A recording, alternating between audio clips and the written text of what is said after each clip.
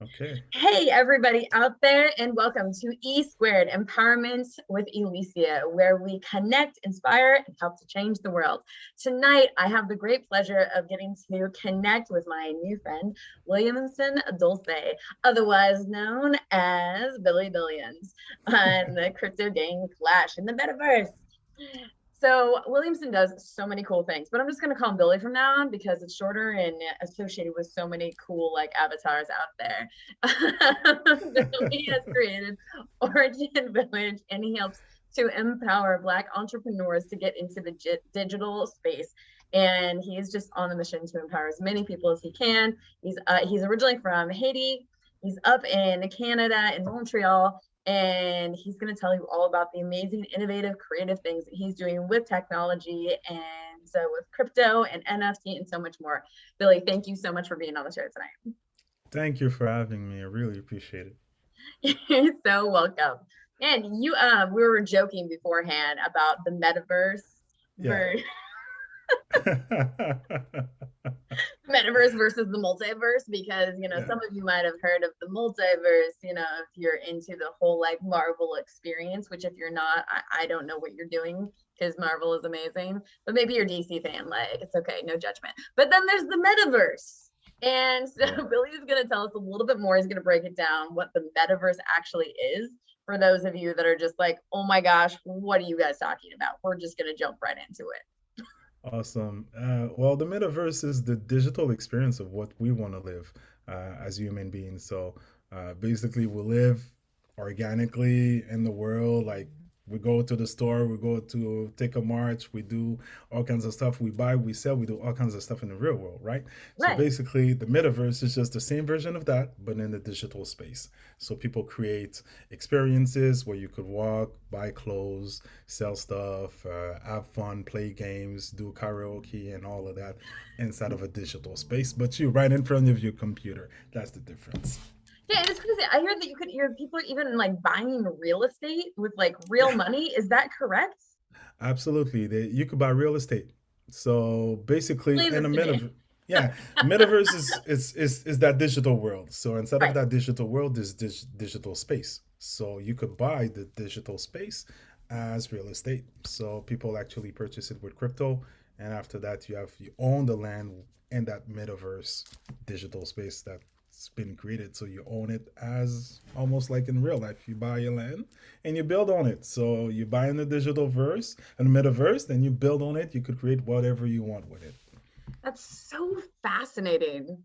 Um, so when I think about the metaverse and things like that, I imagine that like all these virtual reality games that are happening. Yeah. There's plenty of them happening right now. You got Roblox, you got Fortnite. So they're almost like the introduction to the convergence of all the technologies that are coming together inside of that digital space. So you have social media that I would say that's early stage of metaverse because before then, when if you remember, I'm kind of a little bit old, but I saw the I saw I the feel like I'm like, are we like basically the same age? Like, what are you seeing right now, man? Like, are you saying I'm old? the idea is that I remember We're having internet fun back here, then. folks. Like we're all about being playful today. That's Yeah, what we're doing today. And I'm like being playful. I'm having this crazy giant lamp experience over here. Um, nice. yeah. I'm so So sorry. Go on, my it's friend. okay. Uh, I remember. Yeah, I don't know if you can remember. We had modems back then, and it was 56K. So that was access to the internet. So the Oh yeah, internet dial did, up. I yeah, remember that dial experience. up. So access to the internet was almost like the dinosaur of the metaverse. So you could actually store information online and find the information and interact with the information to a certain extent. And after that, you had social media that came in, where actually people would take pictures, they would communicate, their messaging, and so on and so forth. MySpace. MySpace and all of that, Black Planet, High Five, you name them. You have so many of them. ICQ, Messenger, and all of that. Oh my Now gosh, I've forgotten about that one. you remember ICQ? Yeah, that was crazy. I remember I was always on ICQ, but it was a way for people to actually interact with each other in a digital space, right? So eventually, we're getting into a space where we'll have a little bit more interactivity which means you could actually see your avatar interacting with other people and going into these stores or going to an event or assisting to an event. We saw that with these consoles like Fortnite. You had an event where I think Travis Scott was performing, so everybody that are playing these games are in front of their television with their remote control and assisting to a show, a hip hop show directly inside of the game. So this is, the early stage of what's happening in terms of the metaverse. So a lot of people are the technologies are converging towards that experience, which I think could be very interesting in terms of business model or whatever you want to create in the future. That's fascinating. So it's like that movie Ready Player One, basically. Absolutely, 100%. For So anybody who hasn't experience, watched it, you should totally watch it. It's a great movie. you need to Right? watch it. It's, Yeah, it and really is. Give there's me so much the frame of reference for this conversation. nice guy also is kind of a reference to the metaverse as well. I don't know if Oh, you that's saw right. it. That's the new one with Ryan Reynolds, right? Exactly. I love I this haven't seen actor. that one Actually, yet. super funny. Yeah, but you need to see it. It's actually very interesting.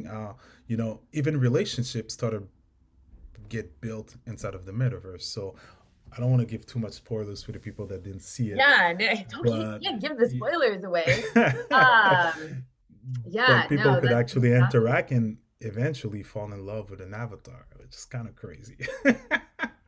No, dude, don't even get me started. We have enough body image issues. We're like, we're just gonna bypass all of it. Like, no one ever has to deal with that bullshit again. We're just gonna like make everything however you want it to look like. Oh my gosh, like so many bad jokes. We're just gonna stop. We're just gonna stop right there. Yeah. Um, so, but it's really fascinating. So within this space, we'll eventually go back to your origin story. But for right Yeah. now, Yeah. so within this space, this is part of what you're trying to help Black entrepreneurs to create a digital footprint, basically, right? The Well, different opportunities, and then the NFTs and crypto and stuff. yeah. To understand it is the first step for me. Education is very key inside of the space because it's early. Any new tech will get this kind of a barrier that I would say entry barrier where it's either you don't have the expertise, the knowledge, or you don't have the necessary money to be able to get inside of that tech. So to create a new tech is actually very cost a lot, but to get in also inside of the are using that tech is a lot of money too. So just imagine, and at the first stage of internet, no, not everybody could have access to internet because you had to pay for it. So the barrier of entry was monetary. So Mhm. eventually, internet was a little bit more accessible. And until now, till this day, there's certain people that don't have access to the internet.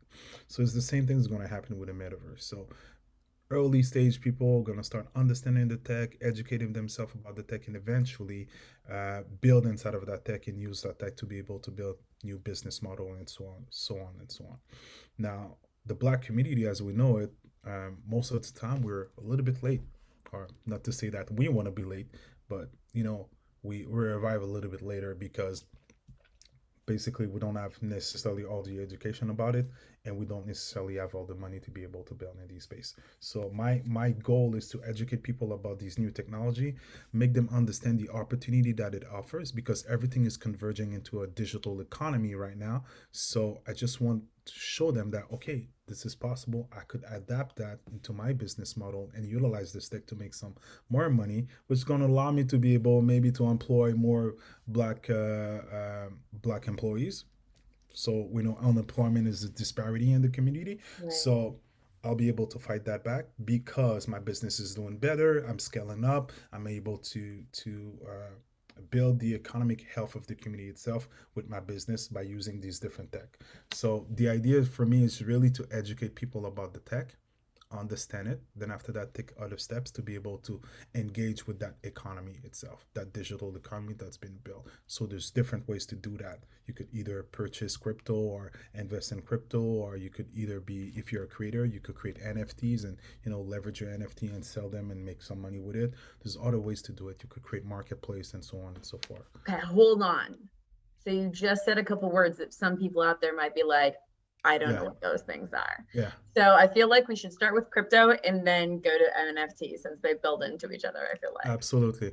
The technology itself is the blockchain. So blockchain Yeah, enables there's these another use. word. That thing. Be like, are we building with blocks? Where are my Legos? Oh my God, this is we could go down the rabbit hole for a very long time, but for the sake of the people, just to understand it correctly, Basic. it's like very easy way to do it. It's the way to store information digitally. And the way that information is stored digitally is not centralized, which means it's not one person or one entity that collects all the data and that distribute the data when they need to be distributed. Now you got to think of it as there's multiple computers that make sure that the information is circulating between everybody before it approves it. So it's a way to Mm, secure the information and to store the information and make sure that information does not get manipulated or changed. awesome. Unless everybody agrees, there's no information that is being stored. If everybody agrees, the information is being stored, and every computer has all the information. You heard so many scandals about these big companies, like they got hacked, is because they were centralized. All the information went in one specific place, and somebody got hacked in it and took everything from it. But Mm, with the blockchain, before you hack somebody, you need to hack everybody. Now, mm. that circus and that network has thousands and thousands and thousands of computers. So you will not be able to actually try to modify anything inside of that database. So see it to be simple, decentralized database. Just to make it Decentralized easy, database, a not decentralized database. blockchains from the standpoint of Legos. Yeah, no, that don't work. But again, it's just a way to actually understand it very quickly, and we don't want to get too deep into it because you could get lost. Like when I first started learning about the technology in 2018, it was very difficult because it's new tech, new ways of thinking, new ways of doing things. So it took me a while. After that, then I assimilated the information. Mhm. Then it brought me to the second use case, which I call crypto. Crypto is they created a monetary value on that particular technology. So, in order for people to be able to interact or transact, because that's the use case, they want to create a currency. So, with that technology, how can we create currency? Well, this is very easy because if I send you something, everybody verifies that you sent it and everybody verifies that you received it. So it's a way for people to be able to interact directly with each other without the third party or a middleman. Like your bank right now, if I'm sending you $10 in through the bank actually is the entity that sends you back the money, right? So I Sure. have to go through them before I get to you. With the blockchain and cryptocurrency, the cryptocurrency, I don't need to go to the bank to send you something. I just send it to you directly and you receive it directly. Now, the fees attached to that are very minimal compared to the bank. So if you're in China, I'm sending $15,000 to you in China. It might take 14 days before you receive it. And by the time you receive it, we might be charged a lot of fees. So you might not receive the full amount. But if I'm using that blockchain technology and I'm sending you Bitcoin in China, you're probably going to receive that money very fast, not 14 days, maybe 30 minutes, depending on how the network is busy. You're going to receive it fast, and the amount of fees is going to be very minimal compared to the old system. So that's cryptocurrency, I would say. Now, another use case is NFTs. NFTs. What the heck are NFTs? NFT is almost like crypto, right? But you could store visual art in it or something in it. It could be games. People are using it right now a lot for art. So it's a way to identify the creator of the art itself. So if me myself, I created a picture, took that picture, put it on the blockchain, then it's a way for people to be able to track who I am, who is the creator. So I'm the creator, so it identify the creator. And it's a way to for everybody to be able to verify it to see if I'm the creator of the art itself. And it's also a means of transaction. So if you buy a Mona Lisa, you want to sell it, you go on the market and you sell your Mona Lisa. Somebody else is going to buy it from you. So the same thing with the NFT. So if I buy an NFT, I created a picture, I'm saying, yo, this has value. I'm sending it to you. You're sending me money back. Then that's the transaction that we're doing. So it has the same functionality as cryptocurrency, but you could store something different inside of it. And it allows you to be able to identify that particular asset and make sure that everybody knows you, the creator. And I also have a couple of other features that are very interesting that I will talk about a little bit later. But it's just quick information like that will make you start understanding very quickly how these three different things work together. That's fantastic. And so now that we have that as a little bit more of a frame for people, since we're Mm-hmm, talking about how Black entrepreneurs can create opportunities in this new digital space and ownership mm-hmm, of the digital space, mm-hmm. can you give us some examples of what that would look like for a business within that space? Um, quick way of doing it. What blockchain resolve is the issue of trust.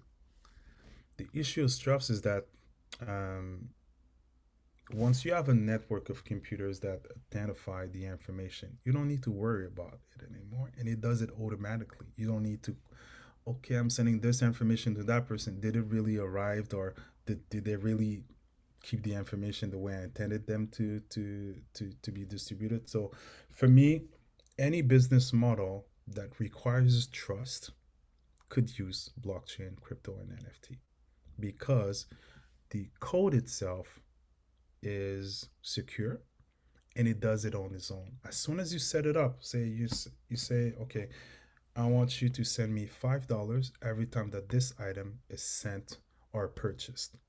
You write the code, you put the code on a contract, you put it on a marketplace, and it does it on its own. So Fascinating. every time that item is being sold, 5% will go back to you every time.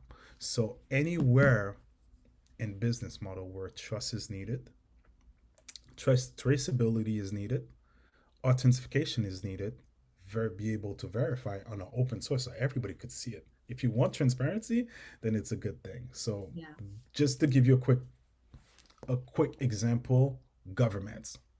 We'll use the government as a use case, right? I'm just like, oh my gosh, that's a quick It's big. It's example. big because I think people are gonna be like, oh my god, if we do that, it's gonna be amazing for everybody. Think about it. We're gonna try not We we're gonna try we not shut people's brains off.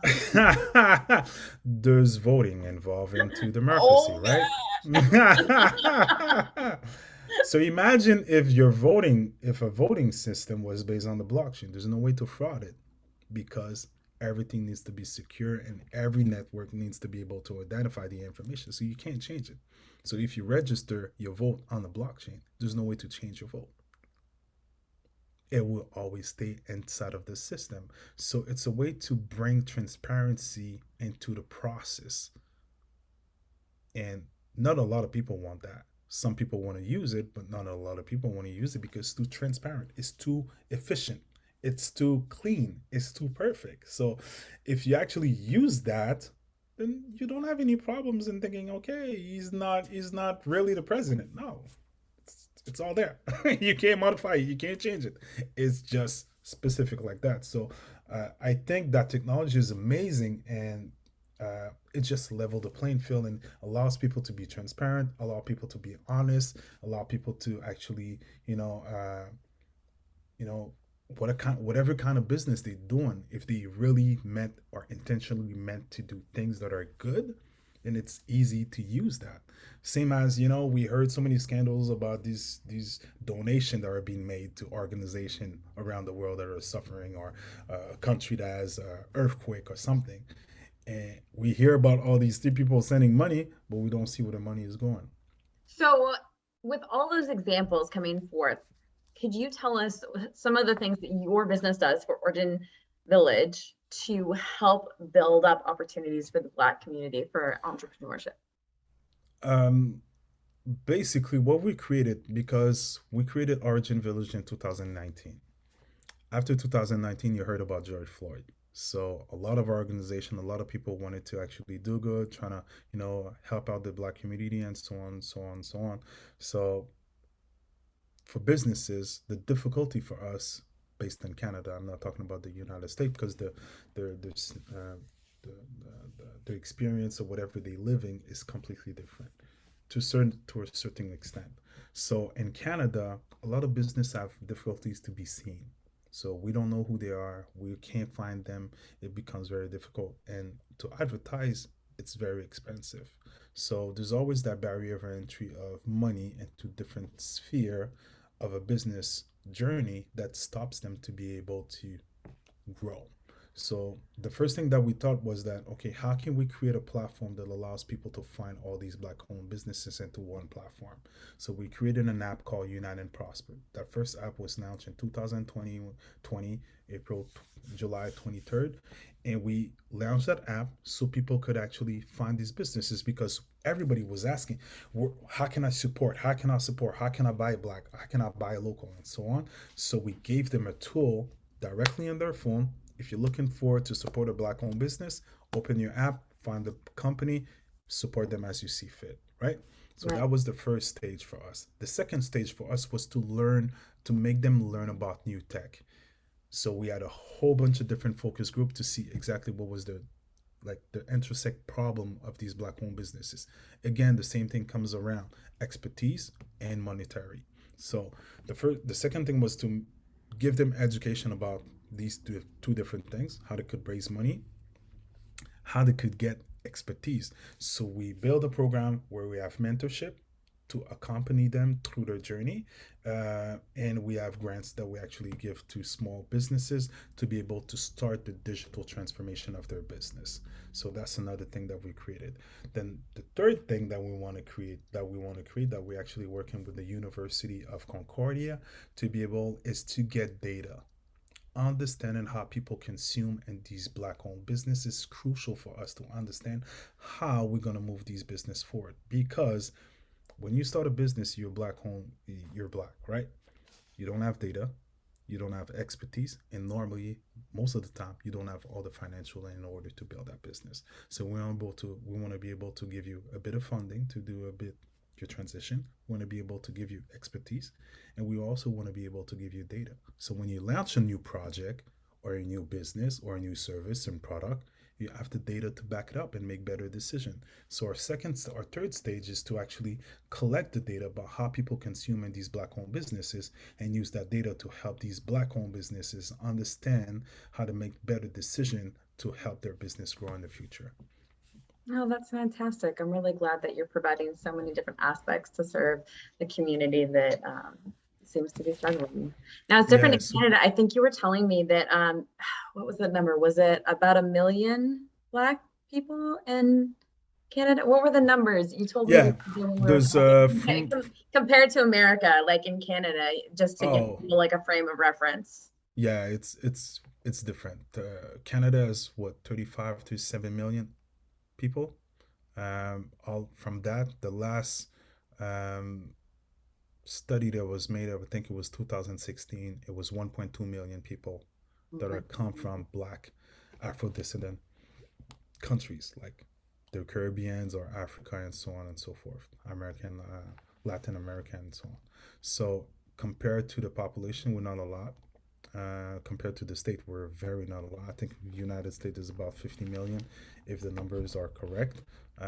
Black people over there. So I mean, like, there's a huge gap. There's a huge difference in terms of population and the things that could be done. There is numbers about how black people consume in the United States. We don't have that data in Canada. There's no institution in Canada that provides us that information about how we consume in our regular life. And that is crucial for any business starting his business. Because if you start a business, the first community you're going to give your product to is the one that's closest to you. So if you don't know how people consume, how do you start a business and make it successful if you don't have the data about that community itself? So it's very crucial for businesses, so black businesses, to understand how their people behave inside of the society and be able to build products and services that are going to actually fulfill the needs of these people. I think that's really like important information because a lot of people don't think about the back end of what it takes to build a business Yeah. and how much time it takes. You know, like I own two businesses and Yeah. it's so time consuming. Yeah. Just think about a SWOT analysis. You need to pay somebody to do that. The strength, There, the weaknesses. These are basic things to actually launch any kind of project, any kind of business. Is to make sure that you make a marketing assessment of what's going on in the market. If you can't even do that, you're just launching blind. You're blind. You don't even see what's going on. You have maybe some kind of a trends that you see here and there, but you're not sure 100%. And even when you have the data, you might do a mistake too. but the data allows you to do less mistake and to have a better time to adjust yourself to the market and make sure that you can take the proper decision. But most of the businesses, and I'm not talking only about black owned businesses, I would say all kind of businesses, when they start, they don't do market study, most of Yeah, them. And market study is extremely important. So data is so important. We living in the era of data. it's Data true. is, it's key. Yeah, Every businesses right now make money out of data. Zoom makes money out of data. Facebook, Instagram, Metaverse is going to be the same thing. They'll know exactly what you consume, what you like, what you don't like, so you could actually put the right product and services in front of the right people, the right audience. So we don't even have that into the black community. So that is why it's extremely key for us to be able to collect data about how people consume in black-owned businesses. there's so many interesting points to that. I feel like there's some people that really don't like having that all out there. They like that privacy. They're just like, I don't want everybody like seeing what I like and then feeding it to me. I'm like, I Yeah. want to feel like I have more control and thoughts of all those things. But Anonymous. People want to be anonymous. People don't want their data to be attached to the real physical being, right? So anonymous, you could still be anonymous and give data. That's exactly what's happening online on the internet. They don't necessarily need to attach your profile directly to the data, but they have the data. So they know how you consume. So by knowing how you consume, they could sell that to advertising agency to be able to monetize that. So yeah. data is being monetized. We are being monetized like the Matrix. For me, it's just the exact I'm like, same thing. it's just the Matrix again. It's just the Matrix. It's the same thing. You fuel the system with your data. So whatever you do online is been tracked. People know what you're doing, where are you going. Did it never happen to you having a conversation with somebody and you talk about, let's say, Gucci? Then you open your Instagram and you see an ad of Gucci. You're like, what's going on? Oh my gosh. Nobody's listening. Yeah, It so would you never be understand. Gucci for me because I'm not that kind of girl. But yes, I understand Yeah, the principle. but you understand what I'm trying to say. So your search, your I that's know why I was trying to be you had funny. so many scandals with Facebook with data and how they use data. They went to court for that. So it's a major issue. And actually, I believe that every user, everybody using the internet should own their data. And if their Yeah. data has to be monetized, they need to make money with it as well. That would be amazing. Oh my gosh, I'm on here so Yeah, much doing interviews. I would definitely be making more money. that's it. So if they're using your data, pay me. Jamie, come on, guys. Pay Jeez, me. get it But this, together. you know Um, what? This before I let you say something. There's a platform called Streamlytics, okay? And they allow you to monetize your data. It's an app that was launched by Angela Benton. I think she's based out of LA. And there's an app that you could collect. Get that app. That app's gonna be. It's a black woman actually. It's very interesting, I should because talk to she her. yeah, she's amazing. She's amazing. I actually have her app and I'm connected a bit with her. I'll try to hook you up some way, somehow. But Fantastic. I'd love to have her on the show. yeah, it's amazing how they tell you, okay, if you're using Netflix, you could collect your data from Netflix. Once you collect your data from Netflix, you put it inside of the app. They're going to verify the information and they're going to pay you according to your data, which So is that nobody does. Can you well, imagine Facebook well, say, we're going to pay everybody? there is another person out there. I can't. I would have to look up the name again because there are these. There's a group in Sweden. I think it is. Hmm. I talked to somebody probably a month ago, and that's why it's a little fuzzy in my brain. But they're also creating a sort of platform where people get paid for their data. Yeah. And so, like for instance, because they were talking to me because of all the interviews that I've been doing and everything else, and people getting paid every time somebody views your stuff and when people sign Hmm. up, and it's more of like a membership platform. um, but it's great because people own their stuff and you can actually post it on as many different platforms as you want to Yeah. and still get paid, which is great because so many other places it's like if you put your stuff up in one place then you're not allowed to put it up somewhere else. Yeah. um, Exactly. it's really fascinating because I had some other like another TV channel like a year or so ago that wanted to put some of my stuff up and I was just like, oh. So Yeah, work, it's the working. battle. It's the battle right now. People want to own their data. they want to be able, if they have to monetize it, then they want to get paid for it. It's no longer about, okay, we give you free information, because right now that's what we're doing. We give free information to everybody. We give our attention, we give our dollar, we give, our time for all these different platforms, and all they do is to monetize us with it. So Yeah. yeah. Well, at least we get to get the word out Yeah, and that's empower more people and give them ed- more ed- information. education. It starts with Um, that. but so let's go back to the beginning for a minute. Yeah. You lived in Haiti until you were how old? I forget. 4 years old. 4 years old. And then Yeah. have you been back since? Like, do you still Yeah, I have went family? in. I still got family there, and I went in 2012, and that was something. It was quite of an experience to actually go back home and see the country. And actually, when I was at the airport, the first thing I've noticed was the smell, and I recognized the smell of the country, and I Oh, got tears trickling down my eyes, and I was so emotional at the airport because it's the first time that I went back since I left, and the music, the sun, like the smell of the country. I was like, Jesus, I feel like I'm back wow. home, and it was very emotional for me, and that was the first step that I took to start learning about more about my ancestors. So I wanted to know about where I was coming from. I know we came from slave ship, Oh, wow. but where do I come from? My lineage, where did they come from the motherland? So I did my DNA test with African ancestry, and I found out on my mom's side I'm from Sierra Leone. Sierra Leone is the story of Amistad. It's the story about the boat that went back and all of that. So it made me realize, okay, I got to go back to Africa because I'm thinking I'm going to Haiti. I'm super emotional. I can't even imagine going back to Africa and just going to Sierra Leone and see maybe some of my lineage over there. And maybe there's Yeah. some things that I'm going to connect with that I haven't connected with. So I think the spiritual aspect of it is very enlightening in terms of journey, and I think it's something I have to pursue. So I'm very hype about it. That's so cool. I love that. Epigenetics is definitely a thing. Yeah, Um, absolutely. I'm like a UK mutt with like a splash of Italian, but I'm mostly Irish. Yeah. And in 2006, I think it was, I went to Ireland with my parents, Hmm. and we were there for it was like a 9 day bus tour. And I've traveled like a lot. I've driven through every state in the US. I've been to Canada. I've been to Germany. Like I've been around. But when I went, and there's tons of beautiful places on this Yeah, planet, like my God. absolutely. And I went to Ireland, and it met like this part of my soul that was different. We And, connect to the land. yeah, and I just connected to the land. And when I left for like 4 years, every single day, the island called me home. There was like a part of me.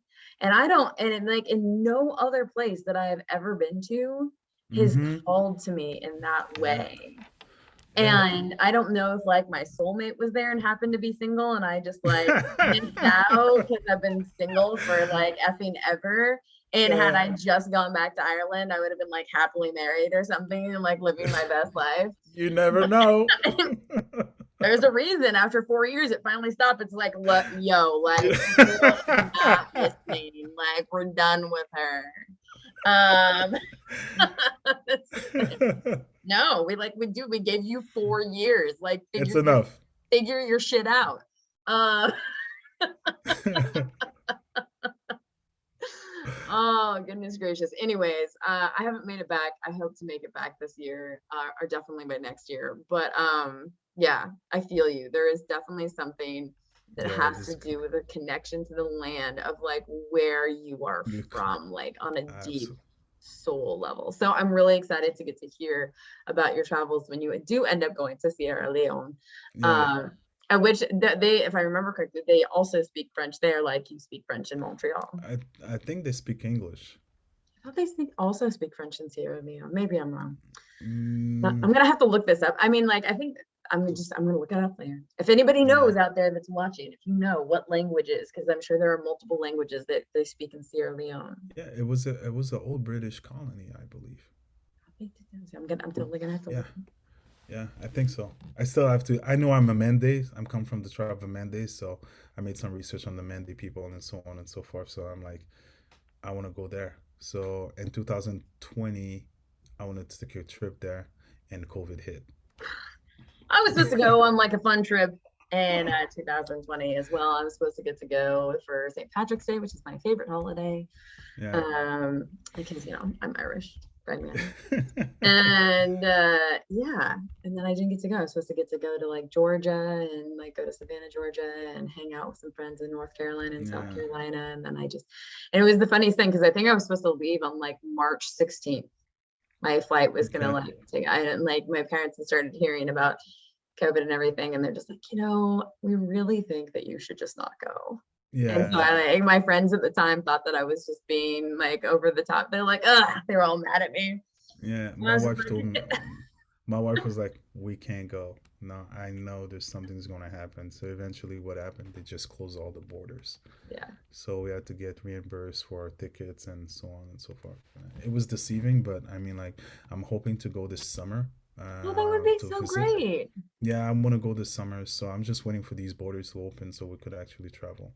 But Yeah, that would be amazing. I can't wait. I can't wait to go. I want to spend at least a month there. That's for sure.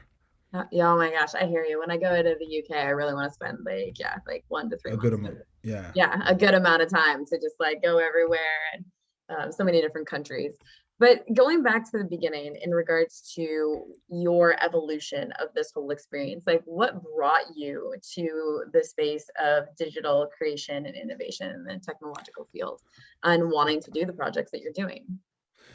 I'll be honest with you. I was always a geek. I always loved tech. When computers came about, say I went into art, right? So I got into art, and I went to college in Montreal to learn about art, like graphic design, but it was not assisted by computers. So basically, back then, computers just arrived on the market. So I I'm like, remember you back in know the what? day. I And do. I'm like, Do you remember when oh, Hackers first came out with Angelina Jolie? And oh my gosh, her hair was yeah, I love that movie. so I thought like, okay, I think that's the technology of the future, and I'm still drawing on paper. I'm like, I think I need to switch. So I switched and went to graphic design assisted by computer. So I got my first computer then, and I got so interested into the computer, I started breaking them apart and building them back That's together. so cool, man. You were just like ahead of the curve. You're just like, I know what's up. We're gonna do Yeah. this thing. So that's why I know so much about modems. I broke so many modems, but I was building PCs back then, and br- bring them together, break them apart, create new ones, get some parts, and I was getting into this tech and computers, and it really got my attention. I'm like, I like that. So I started learning more, and when I went into graphic design, I started learning these softwares. I'm like, oh, oh, we could do so many things with these softwares and so So on and so many. forth. So I started getting more and more and more involved into making sure that you have to stay up to date as a graphic designer. So the new tools, the new For sure. softwares, Yeah. the new technology coming out, you gotta stay aware. So I always got interested into tech. So in 2018, I heard about Bitcoin. My cousin from Philadelphia called me and said, "Yeah, you need to look into Bitcoin. It's a very cool technology." I'm like, "Yeah, I'm not too sure. I don't have time for that." Do you remember My when wife, when Daredevil first came out as a TV series and they had the new like the graphic design with how it came down over? Do you remember that? that's what was it's on Netflix? Was it on Netflix, or are I you think it talking was about? on Netflix. I just remember that like one of some of my friends in the graphic design world were telling me what a huge deal that was, like what a leap it was for that programming Mm, to occur for Daredevil when it first came out on Netflix. so that's it. So 3D softwares. I started learning about that. Back then, it was Lightwave or Maya. So I wanted to learn more about creating in 3D sound, like special effects and stuff like that. But it's heavy. There's a lot of things, and you gotta learn. You gotta keep on spending money about educate on your education about it. But I got into Bitcoin, and I started learning about the tech. Saw the use case. I'm like, yo, that's interesting. That's super interesting because it could level the playing field for a bunch of people. if you Yeah. use that tech properly. So I'm like, I need to learn more about that. So got into it, learned more and more and more and more. So that led to cryptocurrency, that led to NFT, and and I'm always looking for out for the next technology. So I love augmented reality, VR. So all of these technology, I'm like, yo, they're so useful. I could do so many things, and it actually brings out my creativity more because I'm a creative director. So that's what I do. My Right. agency for the past 20 years, I do advertising for companies. Like Cirque du Soleil. Cirque du Soleil, which is that project was actually intense. Last summer, I spent at least 2 months. I was in a rush, like working on this project. But actually, when it came out, I was very happy because the result was amazing. But that was one of the good brands that I had the chance, the opportunity to work with, and it was based on a program for giving more opportunity to Black creatives and so on. So, when I got there, I loved it. Right. So all of these things builds my interest even more all the time into the tech world because I see so much opportunity and so much cool tech, and we're rarely in the forefront of these techs. We normally get after. So in 2021, I made a panel. I was invited in a panel for Black in Tech, and I was talking about my experience, and it got the eyes of the ears of a couple of people that actually wanted to connect and so on. So that gave us opportunity for Origin. So tech for me is key into the next 20, 50 years. If you don't learn about it now, you'll be you'll be in the back of the bus for a very long time. And you might not even be in the back of the bus. You might be walking, because it's part of our lives that we wanted that don't we don't want it. It's there, and it's gonna stay. We just gotta understand it and use it properly. Because Yeah. tech could be a good thing. It could also be a bad thing. Yeah. So people need to understand that every tech that has been created in the world was affected directly by the people that actually built it. So if your intention is to do good, that tech's going to be able used for good. If your intention is to do bad, that tech will be used for bad.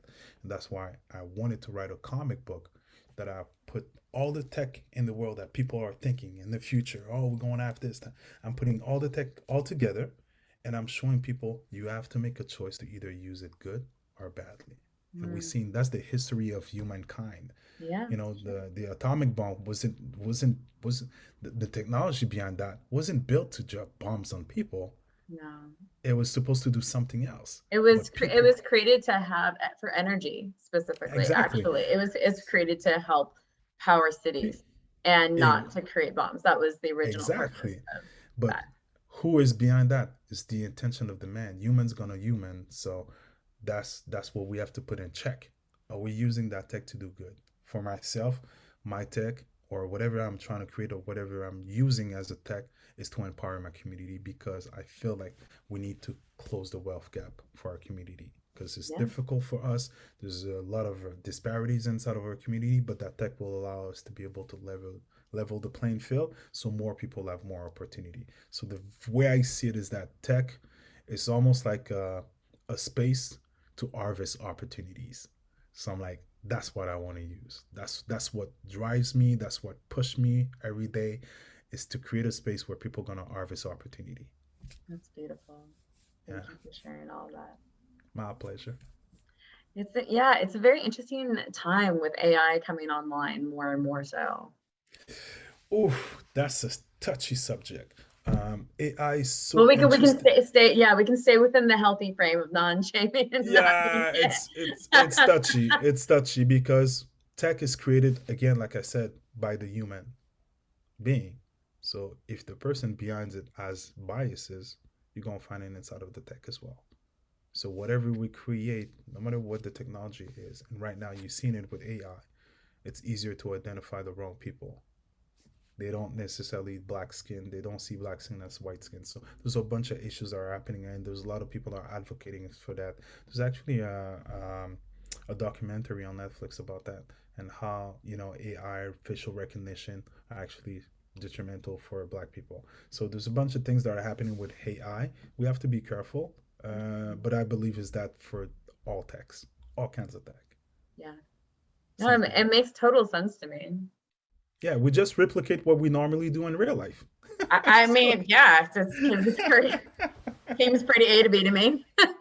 so that's what I was saying earlier when you tell me about metaverse. The metaverse is a digital world that we created that's exactly like the real world. You don't necessarily do all the same thing because we're we're we're we're people. We need connection. We need to touch. We need to smell. We need to interact with each other. All of that, it's real life, right?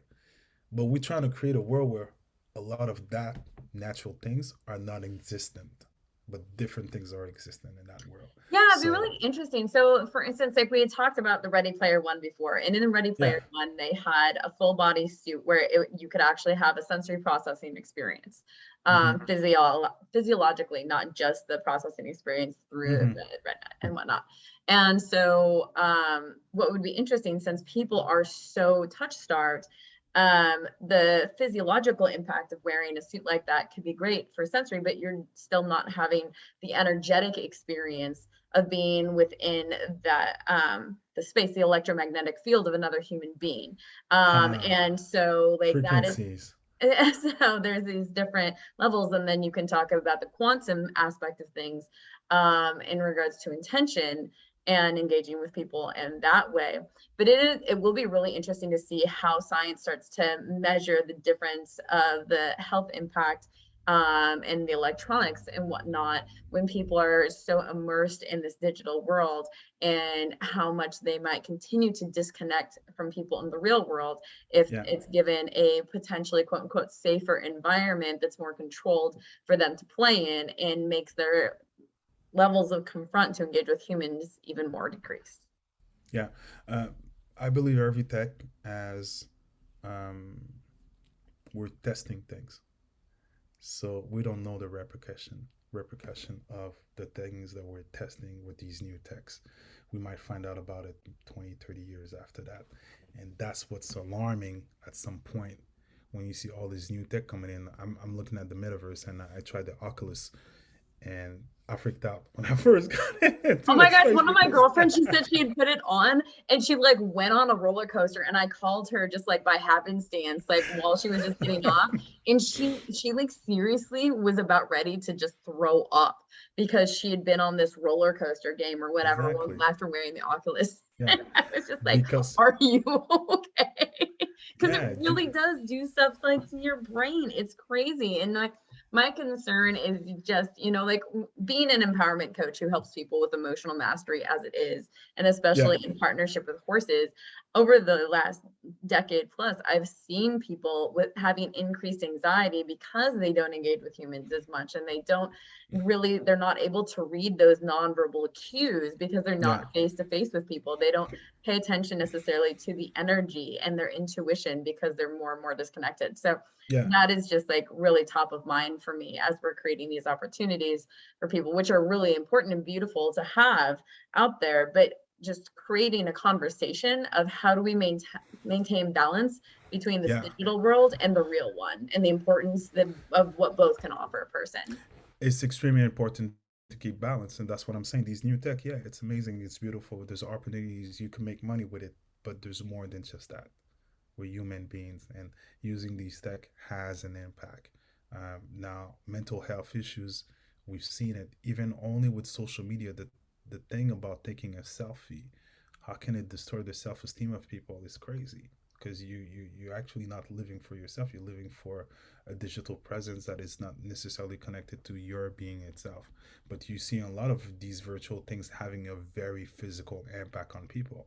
So it's extremely important what you said, and I believe that new tech is there. Yeah, people, the society, the world is moving towards tech a lot, but we gotta keep a good balance because it could be useful for some stuff, like you say, a specialist is in China, and the only way you could have a conversation with you and help you out for certain issues that you have is through the metaverse. You put the goggle and you have an interaction. It could help you with your mental health.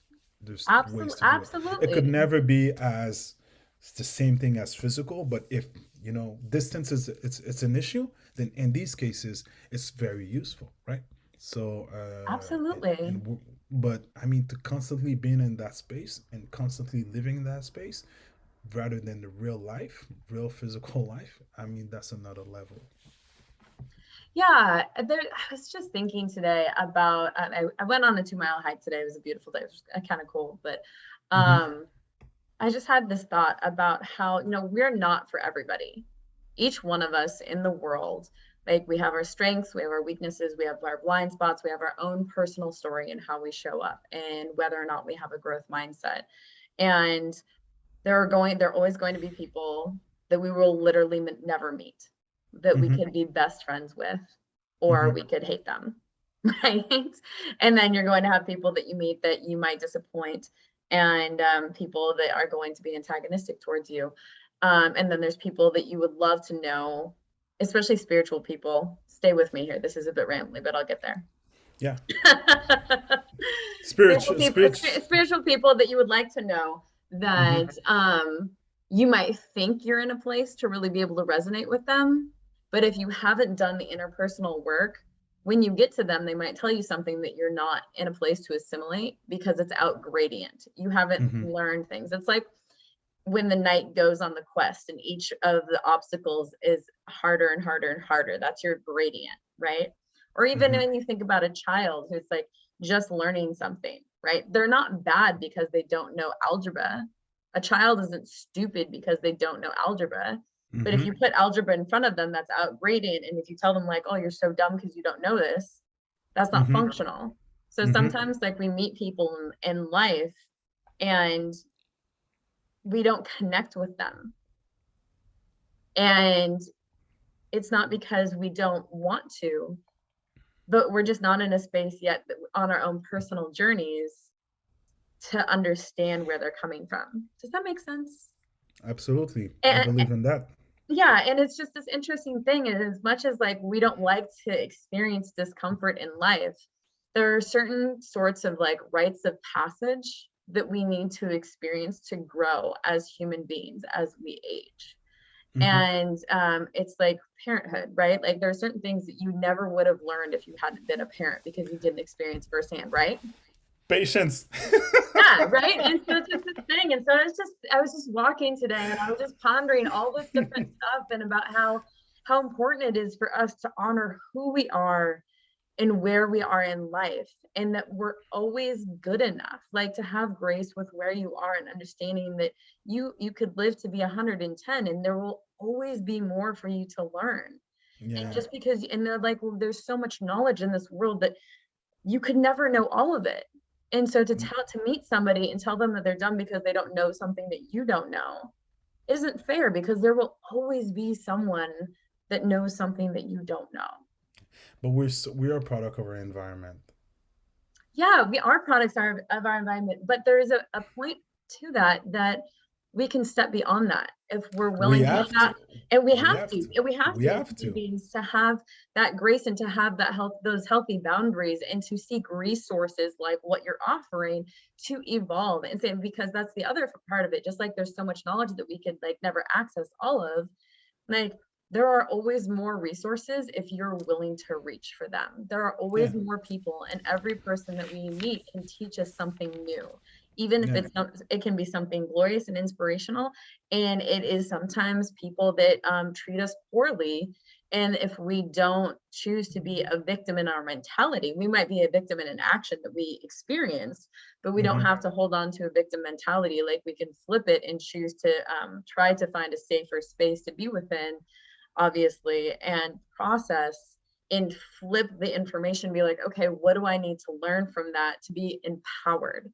And that's Yeah. why I always talk to people. It's just like you get to choose to step into your power by how you like flip your mindset in looking at the world. Like Yeah. no person can change your mindset. You have to do that for yourself. Yeah. But we absorb a lot of our environment We without do. even knowing That that that's we're yeah, absorbing the information. So nature versus nurture sort of experience, why you have to yeah. like remove yourself. Like if you continue seeing the same patterns over and over and over and you don't know why they're happening, take yourself out of your environment and see if they're still happening. Yeah. How does it follow? Absolutely. That's why they always tell you there's your environment, and then they say, but you always take yourself with you. Hmm. right? So that's how you It's discover. it's very crucial. It's very important what you just said. Myself, I was born in '80. I came here, but unfortunately, with my family, we had very humble family, so we're moving every year almost. Wow. Every year I was changed location, so I would never make friends in the neighborhood I was because we're the next year would move to some place Right. else because It sounds my hard. parents yeah my parents wanted to have stability, but they just got in the country, so it's difficult for them to actually make certain happens. And um, it was interesting in a sense because um, you know it was difficult to make friends, but it got me closer to my family. But Mm, also it's just all of these things when you think about it when you grew up, all these memories you have with friends and so on. I don't have all of these memories because they were never created. I was always moving out the next year and the next year. And one year I remember I was in grade 4 and I wanted to keep friendship with one of the buddies at school, and I sent him letters, but he never responded, and it mm, just crushed me because I really like this guy, and we're good friends, and we're always having fun at school together. And I always wanted to keep in touch with these people, but it was very difficult. When you're a kid, you don't have time. You think about the next thing, but if you're in the same school, well, you see each other, so you live in the same neighborhood. It's more easy to actually build friendship that way. But it was difficult. I'll be honest with you, and I experienced racism very late in my life. mm, Um, I've I was maybe I didn't realize it because I was growing up in black neighborhoods. So when I actually moved to a more white neighborhood at some point where my parent family was starting doing better, so like, yeah, we're gonna get out of the ghetto. But there's there's a clue to that, right? You want to get out of the ghetto, but where are you going? And these people, are they accepting you? So when we got into a white neighborhood, that's when I started seeing racism. I started being a victim of racism all the time. So I was like, oh, geez, that's another kind of experience. Because when I was in school, I see all kinds of black people, white people, everybody's having fun together. There's no such thing, right? But I was the minority now. In that neighborhood, I was the minority. So, we have experienced all kinds of stuff. I was 12 years old and I was like, oh my God, the world is so bad and heavy. And anyways, it's crazy. So all of these things are experiences of your environment. yeah. Now, when you're young, you collect all that information, all that trauma, it stays with you. Unless you get to a stage where you're like, you know what, there's patterns in my life that are replicating all the time. Maybe I need to start assessing what's going on Yeah. until you get to that point where you actually taking a step back. Oh, geez, there's a problem here. I need to fix it. Then you're going to start realizing, okay, this is might be the reason why this and this is doing to me, right? Yeah. But that's why it's actually very difficult. Like I would say for other people of my other black people like me, is that all of that environment, it's constantly reminding you that you're inferior, that you can't make it, that you can't do this. So the trauma is constantly there. So you create mechanism in your way of thinking and your way of doing things that are actually very negative for your self-being.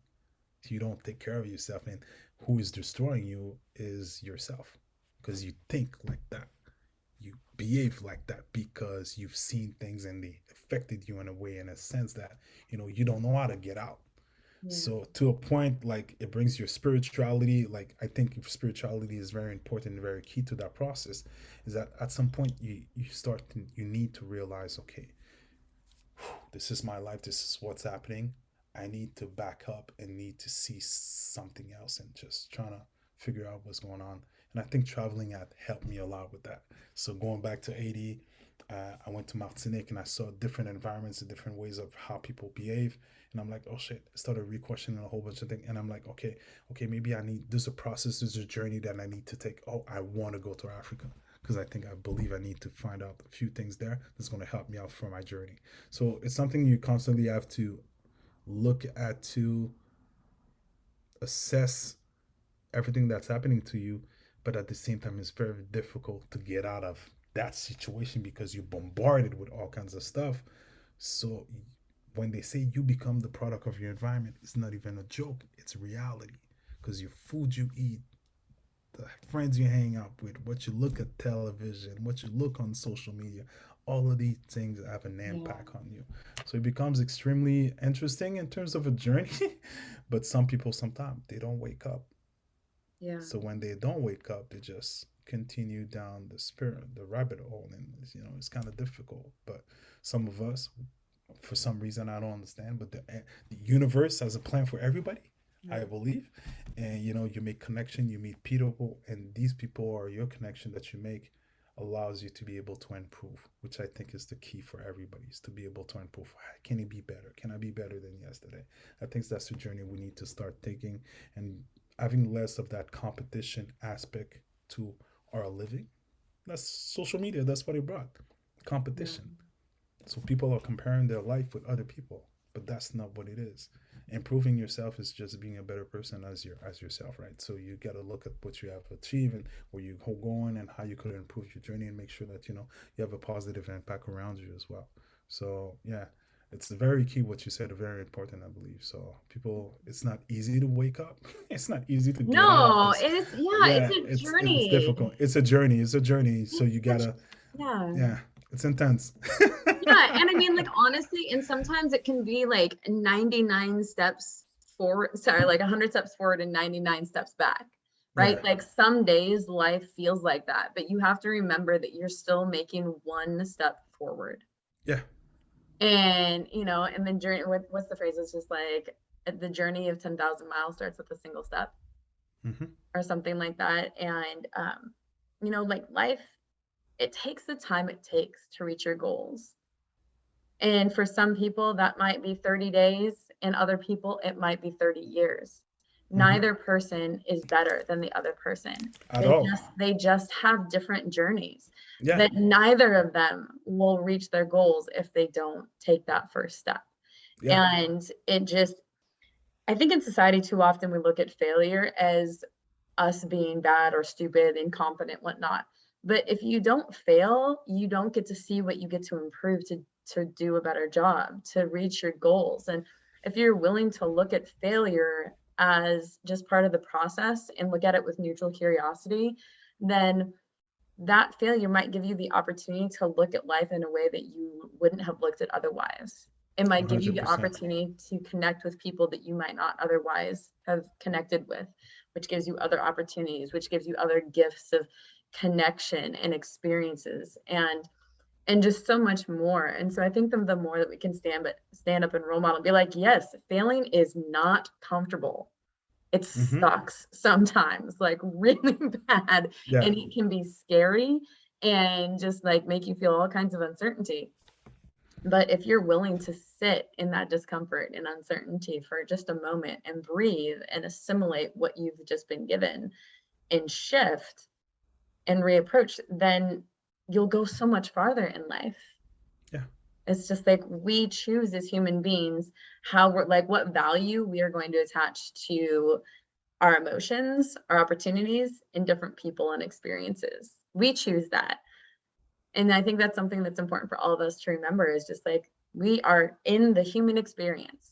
Hmm. We decide what we're going to assign positive and negative value to, Absolutely. Yeah, right? And I so if agree with somebody's that. not physically harming you, then you can still have the choice to spin something into something that's positive. Like I tell people, I'm like, I've had lots of positive things in my life and I've had really negative things too. Like when I was in a Hmm. wheelchair for 4 months because I couldn't walk more than 10 feet at a time, you know, Mm, and that was a lot of pain to experience, but I want to make it worth something. hmm. And if I can't spin my brain into something positive to look at the world differently or help inspire somebody else, then it wasn't worth anything. And I don't want to experience that horrible of a time in my life and that much Hmm. physical pain for nothing. Hmm. Yeah, I agree with that.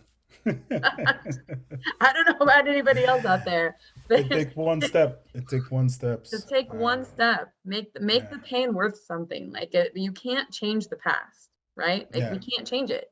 So you can either decide in the moment to do your best to be present and create a better future, even if your present like sucks, yeah. I right? saw I saw a video yesterday, I believe, And the guy was saying, you got 5 minutes. Be angry, be pissed, whatever you want to do, do whatever, scream, blah blah blah. You got 5 minutes. After five Right. minutes, it's gone. So that emotion, you gotta move on. It's in the past. You can't change it, so you gotta move on. So I thought it was very interesting because Channel it. we have to, you know, jeez, man. Your parents. I mean, like I'm looking at my dad. I'm like, my dad was never.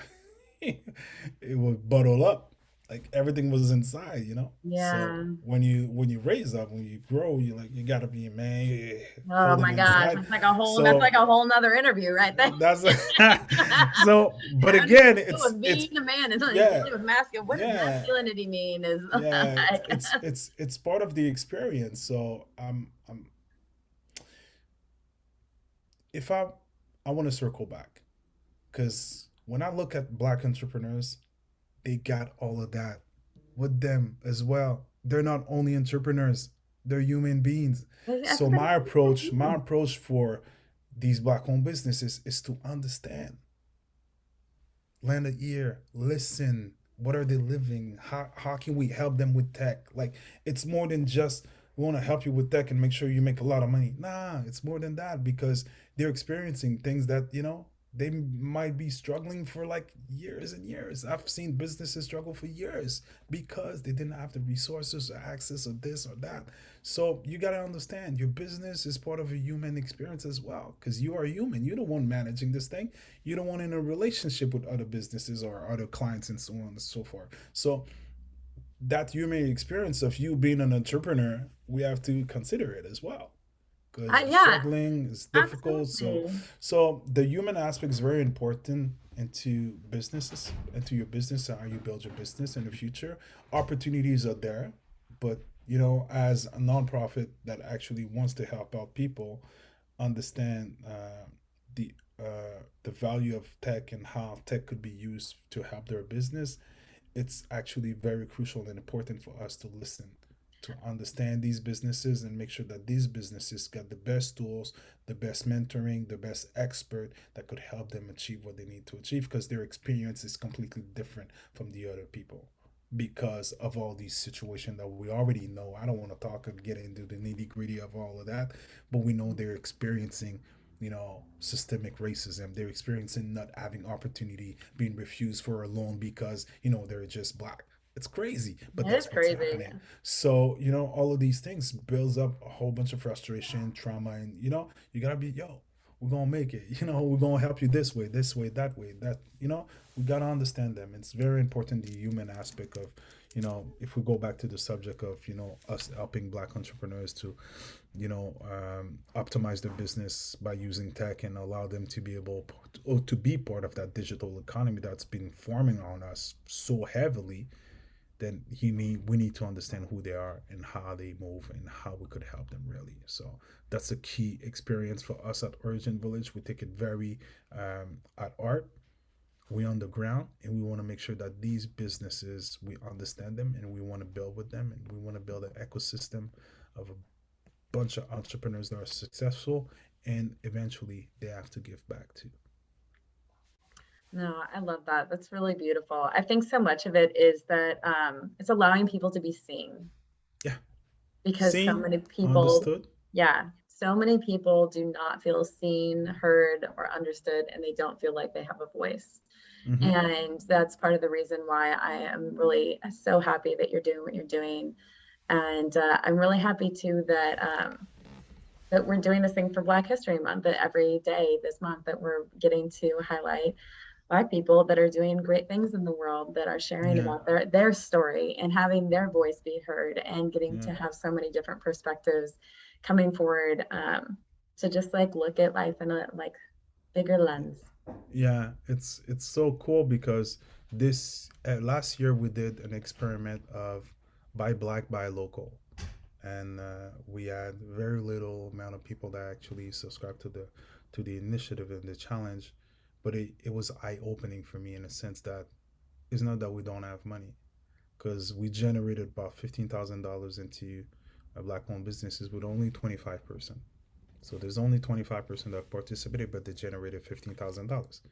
And I start doing calculation. I'm like, okay, we got 400 people. We got, let's say, in Quebec City, we have 362,000 people.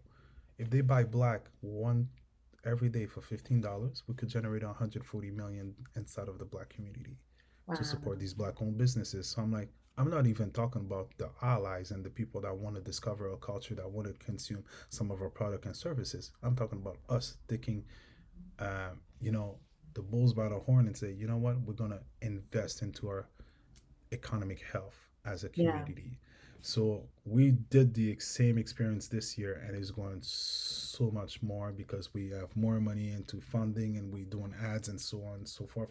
But we have a challenge every year we call 20 Days Up. So for Black History Month, we encourage everybody to buy black and buy local because all of these businesses that are based in Canada.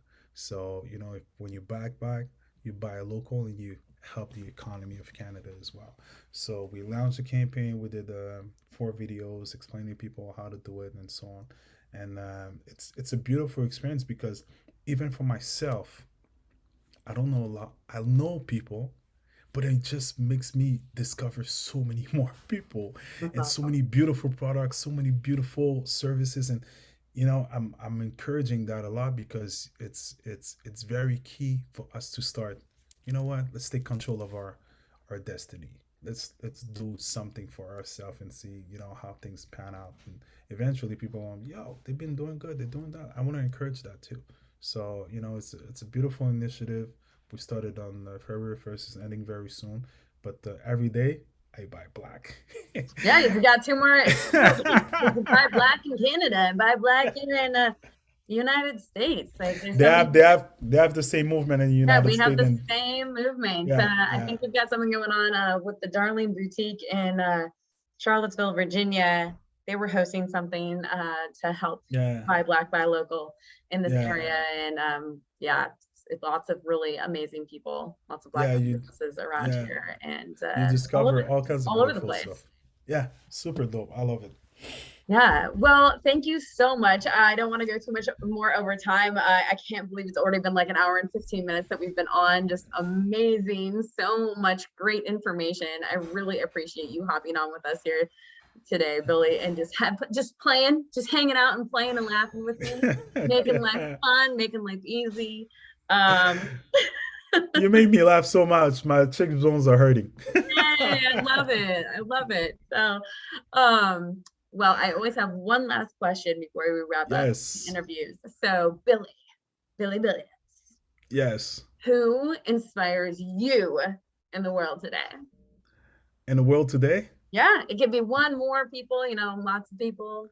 I would say they're in the world today, but they're not in the same realm as us. They're not in the physical realm. They're in the spiritual realm. So I would say my ancestors. Mm, They're the one that inspired me the most because when I look back and I see what they've done and what they're trying to achieve to help empower our community, it inspires me a lot. And there's actually a little story behind it because um, Haiti, you know, is one of the first republic or country to actually fought for their independence and they got it, right? So one of the generals, his name was Dessalines, and Dessalines is one of my superhero. So shout out to Dessalines, my ancestors. that's so Yeah, awesome. I love yeah. that. So it's very important for us to look at who was before us. We honor them and we respect them, and you know, they had a vision, they had a inspiration. They wanted good for other people as well. So you know, we got to honor them and respect them, and for us, we got to do the same thing for the next generation. Absolutely. Well, thank you so much again, Billy, for being on with us today. I really appreciate it. And yeah, until Thank next you so time. much. You're very welcome. All right, everybody, thank you so much for watching me and Billy here on E Squared Empowerment with Elysia. If you're interested in being on the show or getting to do any other podcasts, inspirational speaking, or empowerment coaching with me, feel free to find me at www.globalequineaffiliates.com. Until next time, we'll see you later. Bye.